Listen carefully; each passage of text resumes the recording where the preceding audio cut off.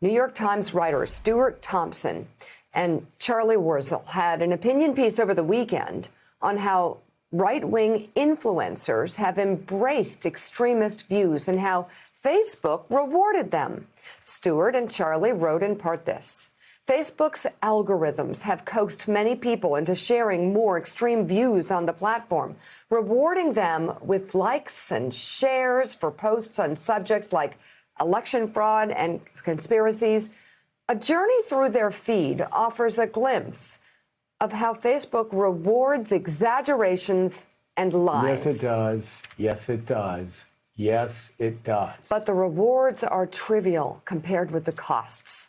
The influencers amass followers, enhance their reputations, solicit occasional donations, and maybe sell a few T-shirts.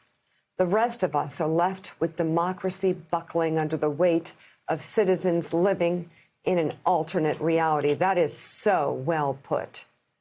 Joining us now, longtime journalist Carole Cadwalladr.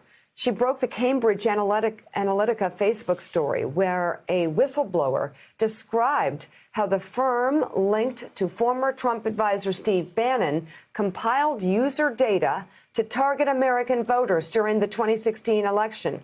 She has now organized a group of experts to analyze and critique Facebook's content moderation decisions, policies, and other platform issues called the Real Facebook Oversight Board.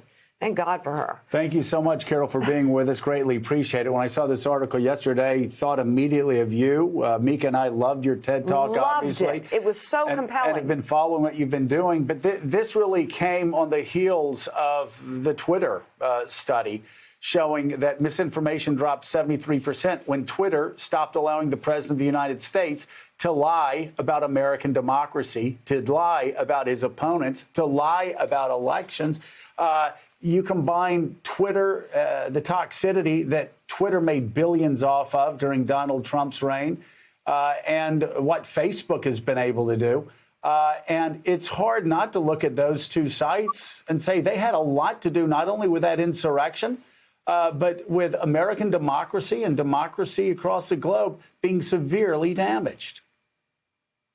I mean, it's just, it's almost impossible, I think, to sum up really the damage that Facebook has done and continues to do. I mean, I think that one of the astonishing things, I think a few people have mentioned it during this week, you know, it's Facebook's own research that shows that 62% of people who join extremist Facebook groups have done so as a result of their recommendation algorithm. I mean, it's been an engine for radicalization, and not just in America, but across the world. But certainly in America, I think that is now what we are seeing. These chickens are coming home to roost. And the results, the events of last week, I really do think that we will and can track a direct line from posts and incitement on Facebook to violence and action on the ground. And you know, Mike Barnicle, this isn't the first time. After the assassination of the federal law enforcement officer in Oakland during the Black Lives Matter marches, which, of course, many people on the far right immediately tried to blame on the marchers. It was actually the Boogaloo Boys. And what did we find out? We found out that actually Facebook, through algorithms, promoted and pushed people to these right-wing extremist sites, promoting violence.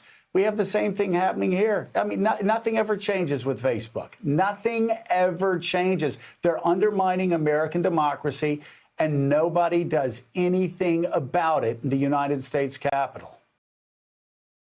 Hey, thanks so much for watching our YouTube channel. You can follow up on today's top stories and breaking news, or catch up on your favorite MSNBC shows all in one place. Download the NBC News app today.